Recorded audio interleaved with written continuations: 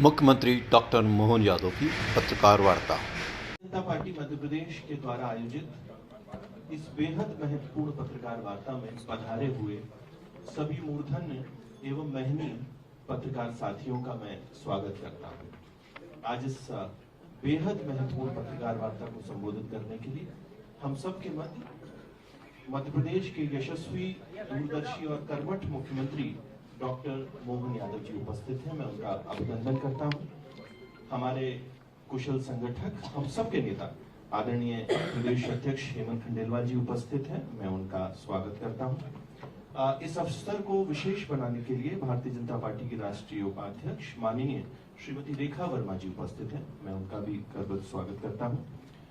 मंच को और अधिक गरिमा प्रदान करने के लिए मध्य प्रदेश शासन की कैबिनेट मंत्री श्रीमती निर्मला भूरिया जी, मध्य प्रदेश शासन की राज्य मंत्री स्वतंत्र प्रभार श्रीमती कृष्णा गौर जी, सांसद श्रीमती माया नरोलिया जी, विधायक माननीय अर्चना चिटनिस जी और मध्य प्रदेश भारतीय जनता पार्टी महिला मोर्चा की प्रदेश अध्यक्ष श्रीमती अश्विनी परांजपे जी भी हैं। इन सबका मैं स्वागत करता हूं।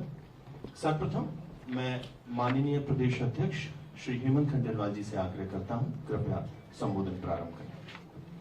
आज की हमारी इस पत्रकार वार्ता में हमारे लोकप्रिय मुख्यमंत्री मोहन यादव जी, दिल्ली से आई हमारे इस पूरे अभियान को देख रही ऐसी हमारी राष्ट्रीय पदाधिकारी हमारी रेखा वर्मा जी और हमारे सभी मंत्री बहनें, हमारी महिला मोर्चे के अध्यक्ष जी, आप सबको विदित है कि लोकसभा में जो घटनाक्रम हुआ वो सिर्फ एक संसदीय प्रक्रिया नहीं थी, बल्कि देश की आधी आबादी से जुड़ा हुआ एक महत्वपूर्ण विषय था। विपक्ष ने, राहुल गांधी और उनके सहयोगियों ने ये बता दिया कि उनकी मानसिकता महिला विरोधी है। मैं समझता हूं कि जो कांग्रेस का जश्न था वो एक तरह से हमारी बहनों का अपमान था। आप सबको विदित है कि विगत कई वर्षों से सभी दल किसी न किसी रूप में चाहते थे कि महिला आरक्षण लागू हो, लेकिन जब इसे लागू करने का विषय आया तो विपक्ष का असली चेहरा उजागर हो गया। इस विषय पे पूरी विस्तृत चर्चा के लिए हमारे बीच में हमारे मुख्यमंत्री जी और हमारी बहन रेखा वर्मा जी हमारे बीच में। मैं आशीष जी से अनुरोध करूंगा कि डिटेल में वो बताएं। जो विषय की शुरुआत थी मैंने आपके बीच में कर दी। धन्यवाद। देखिए, मैं माननीय मुख्यमंत्री जी को उद्बोधन के लिए, संबोधन के लिए आमंत्रित करूं। एक 2 मिनट की छोटी सी क्लिपिंग जो हमारे देश के यशस्वी प्रधानमंत्री जी की संसद के उद्बोधन की है, मैं आग्रह करता हूं उसको चलाएं। उसके बाद सीधे माननीय मुख्यमंत्री जी को आग्रह करूंगा। हम इस भ्रम में न रहे कि हम देश की नारी शक्ति को हम कुछ दे रहे हैं। जी नहीं, उसका हक है। हमने कई दशकों से उसको रोका हुआ है। आज उसका प्रायश्चित करके हमें उस ताकत से मुक्ति पाने का अवसर है। इस पवित्र जगह से कहना चाहता हूँ, चाहे दक्षिण हो, उत्तर हो, पूर्व हो, पश्चिम हो, छोटे राज्य हो, बड़े राज्य हो, मैं आज एक जिम्मेवारी से कहना चाहता हूँ कि निर्णय प्रक्रिया किसी के साथ भी भेदभाव नहीं करेगी। भूतकाल में जो सरकार रही और जिनके ताल में जो परिसीमन हुआ और जो अनुपात उस समय से चला आ रहा, उस अनुपात में भी कोई बदलाव नहीं होगा और वृद्धि भी उसी अनुपात में हो। गारंटी शब्द चाहिए तो मैं गारंटी शब्द उपयोग करता हूँ। वादा की बात करते हो तो मैं वादा शब्द उपयोग करता हूँ। अगर तमिलनाडु में अच्छा शब्द हो तो वो भी मैं बोलने के लिए तैयार हूँ। अगर करेंगे तो स्वाभाविक है कि राजनीतिक लाभ मुझे होगा, लेकिन साथ चलेंगे तो किसी को भी नहीं होगा। किसे बोलेगा, क्योंकि फिर अलग पहलू हो जाता है, फिर किसी को फायदा नहीं। आप इसलिए हमें क्रेडिट नहीं चाहिए। जैसे ये पारित हो जाए, मैं कल एडवर्टाइजमेंट दे करके सबका धन्यवाद करने के लिए आज पूरा देश और विशेष करके नारी शक्ति हमारे निर्णय तो देखेगी, लेकिन निर्णय से ज्यादा हमारी नीयत को देखेगी और इसलिए हमारी नीयत की खोज देश की नारी शक्ति कभी माफ नहीं करेगी। हमारी माताएं बहनें बहुत बड़ा योगदान, हमारी बेटियों को कमाल जीवन के हर क्षेत्र में इतना बड़ा सामर्थ्य, उसको हम हिस्सेदारी से रोकने के लिए क्यों इतनी ताकत हम पड़ेगी? उनके जुड़ने से सामर्थ्य बढ़ने वाला है। अब मैं आज अपील करने आया हुआ इसको राजनीति के तराजू से मत तोलिए, ये राष्ट्रहित का निर्णय है। आज की इस प्रेस वार्ता में आप सबका स्वागत है। मेरे साथ माननीय अध्यक्ष श्रीमान हेमंत खंडेलवाल जी, हमारी राष्ट्रीय उपाध्यक्षा श्रीमती रेखा वर्मा जी, हमारी मंत्री निर्मला भूरिया जी, हमारी मंत्री कृष्णा गौर जी, हमारी महिला मोर्चा के अध्यक्ष जी, हमारी पूर्व मंत्री और वर्तमान सक्रिय विधायक श्रीमती अर्चना जी, हमारी राज्यसभा की सांसद माननीय माया नारोलिया जी, इस अवसर पर हमारे मीडिया प्रभारी आशीष जी, इसी के साथ आप सब भाइयों और बहनों, सारी बातें एक एक करके उसमें आई गई है और हम सब आज संचार के युग में और सब विभिन्न प्रकार के अलग अलग मीडिया प्लेटफॉर्म से इस पूरे घटनाक्रम से अवगत हैं। ये भी सही है कि जो घटनाक्रम अपने इस लोकतंत्र के अंदर एक बहुत निर्णायक दौर तक पहुंच गया था, हम सब कमोबेश उस घटना को, घटना के कारण को, घटना को घटने से दुर्घटना में बदलने वाले लोगों को सब ने गौर से देखा है। जितने भी जिसके अंदर के मनोभाव थे, एक एक करके द्रौपदी का चीरहरण तो हमने 5000 साल पहले सुना था, लेकिन बहनों के साथ बहनों का क्रम पार्लियामेंट में जो हुआ है, सारे दुशासन, सारे दुर्योधन, सारे कौरव पक्ष के लोग जिस प्रकार से वो उस घटना के अंदर हिस्सा ले रहे थे, वो हमारे लिए अत्यंत कष्टकारी है, निंदनीय है। मैं आज के इस अवसर पर बहनों की मौजूदगी में बोलना चाहूँगा। माननीय प्रधानमंत्री जी ने जो निर्णय लिया था, माननीय गृह मंत्री जी प्रस्ताव को बन करके जिस ढंग से उस बात को लेकर के छोटी छोटी बात प्रारंभ से हर बार जैसे कि होता आया है, थोड़ा सा बड़ा मन करके माननीय मोदी जी ने तो सभी को खुला पत्र भी लिखा था कि इस मुद्दे पे हर दल के लोग हर प्रकार के प्लेटफॉर्म से कहीं कोई बाल बराबर भी बाकी नहीं रह जाए, ये कि कोई किसी में कहे कि भाई हमको लिखित में नहीं दिया, हमको बोला नहीं, हमको बताया नहीं, हमसे चर्चा नहीं की।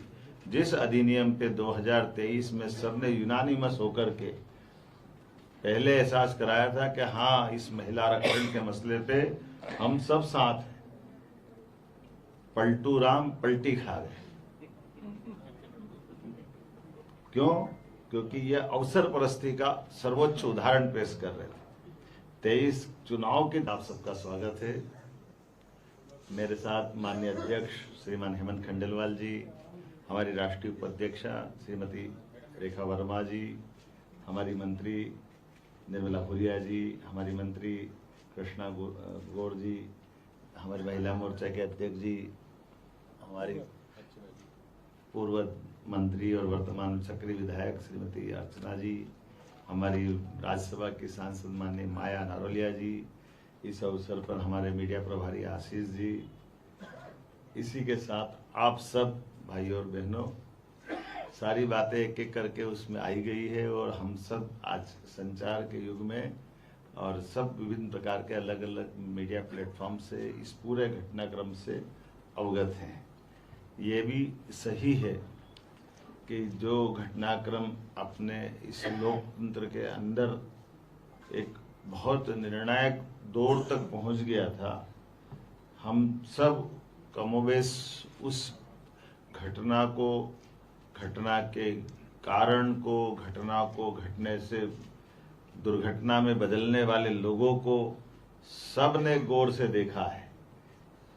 जितने भी जिसके अंदर के मनोभाव थे, एक एक करके द्रौपदी का चीरहरण तो हमने 5000 साल पहले सुना था, लेकिन बहनों के साथ, बहनों की इज्जत के साथ खेलने का घटनाक्रम पार्लियामेंट में जो हुआ है, सारे दुशासन, सारे दुर्योधन, सारे कौरव पक्ष के लोग जिस प्रकार से वो उस घटना के अंदर हिस्सा ले रहे थे, वो हमारे लिए अत्यंत कष्टकारी है, निंदनीय है।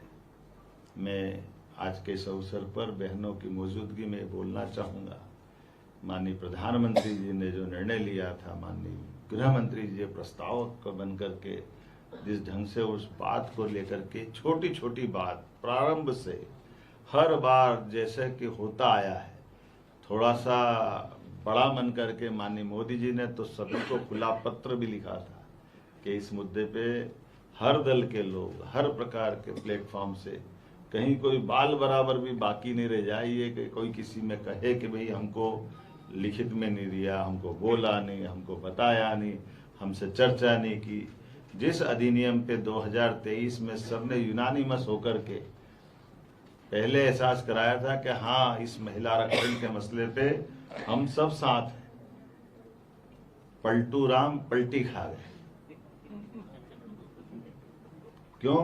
क्योंकि यह अवसर परस्ती का सर्वोच्च उदाहरण पेश कर रहे थे। 23 चुनाव की तरफ जब थे तो तुरंत तैयार हो गए। अब चुनाव की बेला जब 3 साल बाकी है तो फिर उसमें अपनी अवसर परिस्थिति का रास्ता ढूंढ करके कितना गंदा खेल खेला, कभी सुन करके, देख करके, विचार करके भी अपने आप पे अपोजिशन के लोगों पे घृणा आती। कहाँ उत्तर दक्षिण का झगड़ा है? किसने कह दिया उत्तर दक्षिण का झगड़ा है? लेकिन अपने चुनाव जीत को लेकर डीएम की पागल हो गई। जिस ढंग से वो विषय ले जा रहे हैं, ऐसा लग रहा है कि वो इस लोकतांत्रिक ढांचे के बारे में क्या विचार कर रहे हैं। ये कोई घृणित मानसिकता नहीं, ये अलगाववादी मानसिकता है। मैं इसकी कटु शब्दों में निंदा करता हूं। दूसरे, तीसरे, चौथे हर कोई अलग अलग प्रकार से अपनी पूरी घटना का तमाशा बनाने पे तुले हुए। एक बड़ी बहन, बड़ी नारी हूं, लड़ सकती हूं, लड़ नहीं सकती हूं। नारियों के किस्मत का फैसले को सत्यानाश करके तुमने उनको दुरावस्था में डालने का पाप किया। वो पाप जो उनके राजीव गांधी जी के काल में हुआ था, जब सुप्रीम कोर्ट से निर्णय हुआ 3 तलाक का। ये वही परिवार है जिस परिवार ने विषबेल की तरह सदैव लोकतंत्र में सबका माखोल उड़ाया। ये उसी की कल आगे की कड़ी है। जब बहनों को अधिकार मिलने की बात आई तो अपने कुतर्कों के बलबूते पर किंतु परंतु लगाते लगाते जिस प्रकार से लज्जित करने का काम किया, नारी ने नारी को अपमानित करने का बहुत गंदा खेल खेला हम सबके सामने, और बड़े मुस्कुरा करके। पता नहीं अंदर की आत्मा क्या कह रही थी। भारत में बात हो रही थी कि अमेरिका में हो रही थी? बहुत कष्ट के साथ बोलना पड़ेगा। ये जो भाव थे अंदर से, और क्या क्या शब्द और किसे शब्द बोल करके बोली जा रही थी बात। कितनी छोटी छोटी बातें हैं। अगर 1971 में 55-54 करोड़ की आबादी थी तो वो सीटें अगर आज 140 करोड़ के बाहर अगर हो जाएगी तो उनको नहीं बढ़ेगी इस अनुपात में। बच्चे को भी मालूम है कि जो आबादी 1971 में थी परिसीमन में, वो स्वाभाविक रूप से बढ़ना चाहिए, और बढ़ेगी तो सीटें भी बढ़ेगी, और सीटें बढ़ेगी तो कौन से राज्य की घटेगी। इसी सावधानी को लेकर के माननीय गृह मंत्री जी ने कदम कदम पर पूरे जवाब देने के पहले बीच बीच में हर बात स्पष्ट करते गए। कोई झूठ मत फैलाओ, कोई गलत मत बोलो, कोई कंफ्यूजन मत करो। उत्तर दक्षिण का भाव फालतू की बात। तमिलनाडु, कर्नाटक, केरल, आंध्र क्या डराने का काम किया, लेकिन उन्होंने वहां भी स्पष्ट किया कि सीटें बढ़ रही है, कोई सीटें नहीं घट रही है। जो अनुपातिक परसेंटेज है वो परसेंटेज भी बढ़ रहा है। हर चीज स्पष्ट करने के बाद भी कोई सोए को जगाया जा सकता है, लेकिन जान करके जो आंख नीचे उसको कैसे जगा सकते हैं, ये उसके उदाहरण है। लगातार उसी माखोल बनाते हुए पूरी बात का जैसे यूनानिमस तय कर लिया था कि हम बहनों को हक नहीं देंगे, और ये एक बार नहीं हुआ है। ये परंपरा हर वो बात जो ये बोल रहे हैं, जो माननीय अमित जी ने भी कहा है हमारे सबके सामने कि 2014 के पहले जिस आरक्षण की बात अभी कर रहे हैं 14 के पहले क्यों नहीं कहते थे? बंद आरक्षण, जातिगत जनगणना करने का पाप किसके सिर पे है? किसने बंद किया था? कांग्रेस ने बंद किया जातिगत जनगणना। और ऐसे में हर एक वो प्रश्न, जिस प्रश्न के बलबूते पर जो प्रश्न के उत्तर वो वर्तमान सत्तारूढ़ दल से मांग रहे थे, वो अपनी आत्मा से मांगे तो उनको अंदर का पाप दिख जाएगा। लेकिन अंदर का पाप देखने के बजाय उनने बाहर का जो वितंडावाद बनाया है, उस वितंडावाद का पूरा देश आज दुखी है। निंदनीय व्यवहार से, एहसास से हम सब इस बात के लिए वाकई माननीय प्रधानमंत्री जी के शब्दों में कि आप संख्या बल में आप 2/3 हम आज नहीं हैं, लेकिन 100% बहनों के दिल को दुखाने के लिए देश इनको कभी माफ नहीं करेगा, ये बात सही है। इसलिए अब मैं इस पे और ज़्यादा न बोलते हुए, सारे प्रेस की बातें आप तक आ गई। अब हमारी बात, चूंकि सबसे बड़ी अदालत जनता की होती है, सबसे बड़ी पंचायत जनता की होती है, इसलिए पूरे देश के अंदर हमारे सरकार के माध्यम से, हमारी पार्टी के माध्यम से, समाज के माध्यम से, सभी प्रकार के आपके मीडिया के बंधुओं के माध्यम से ये बात जन जन तक पहुंचाने का निर्णय हुआ है। कल अपने इसी प्रदेश के अंदर एक बड़ी रैली निकाल करके, पदयात्रा निकाल करके, एक आक्रोश सभा के नाते से हम बहनों का हक उनको दिलवा के रहेंगे और जिनने पाप किया उनके सारे पर्दाफाश करने का काम इस आक्रोश के माध्यम से करेंगे। उसकी पहली कड़ी आज की पत्रकार वार्ता है, दूसरी कड़ी कल का हमारा ये प्रदर्शन है। आगे फिर हर 2, 3, 4 जिले में एक एक प्रदर्शन के कार्यक्रम होंगे। सभी नगर पालिका, नगर निगम, नगर पंचायत सभी दूर फिर प्रस्ताव पारित होंगे। जो ये निंदनीय घटनाक्रम हुआ, विधानसभा का एक दिवसीय सत्र बुलाएंगे, उस सत्र में भी पुनः इस तरह की बातें सामने लाने का प्रयास करेंगे। अब हम रुकने वाले नहीं हैं। हमारा सबका, जो आपने सबने देखा कि जो देश का आधी आबादी के साथ जो दुरावस्था का या एक तरह से जो दुर्व्यवहार किया गया है, उसके सारे विषयों को सबके सामने लाने का अब हमारी सबके द्वारा निर्णय हुआ है। मैं उम्मीद करता हूं कि आप सबका साथ मिलेगा और दूध का दूध, पानी का पानी, ये सबके बीच करके रहेंगे। आभार माननीय मुख्यमंत्री जी। वैसे तो ये विषय ऐसा है कि बहुत प्रश्न नहीं होंगे और माननीय मुख्यमंत्री जी को भी अगले कार्यक्रम की ओर बढ़ना है। कुछ संक्षिप्त प्रश्न ले लेते हैं। 1 मिनट, एक करके मैं बोलता हूँ। मुझे लगता है कि सबसे पहले हम बहनों को ही स्थान दे देते हैं। सुचंदा जी बोल रही है। सुचंदा जी, सिंगल प्रश्न। हाँ जी। ऐसा है कि आपका एक बिल तो गिरा है, मगर 2023 का बिल अभी भी आपके पास है। क्या आपका पार्टी 2023 का बिल इम्प्लीमेंट करेंगे जिसमें आपको 179 सीट्स आउट ऑफ 543 देना है महिलाओं? दीदी क्लियर। दोबारा बोल रहा हूँ, जो 23 में कहा था कि 29 तक बहनों को अधिकार देंगे, जब 29 तक के लिए हमको निश्चित रूप से जनगणना का बेस लेना था। उस जनगणना के बेस के लिए हमको मजबूरी में 2011 पे जाना पड़ा। हम भी जानते हैं अगर ये वर्तमान की जनगणना और ये सब आकलन करेंगे तो ये 34 के बाद जाएगा। तो ये हमारी उस प्रतिबद्धता को हम साबित करने के लिए लेकर के बिल आए थे और ये तीनों बिल के पीछे भाव वही था। लेकिन जैसा मैंने कहा कि इनको ना अटल जी की सरकार में देने की इच्छा थी, ना मनमोहन सिंह की सरकार में तो पेश ही नहीं कर पाए थे।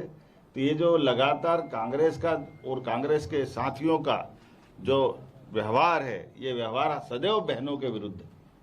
विजय बघेल, भास्कर डिजिटल।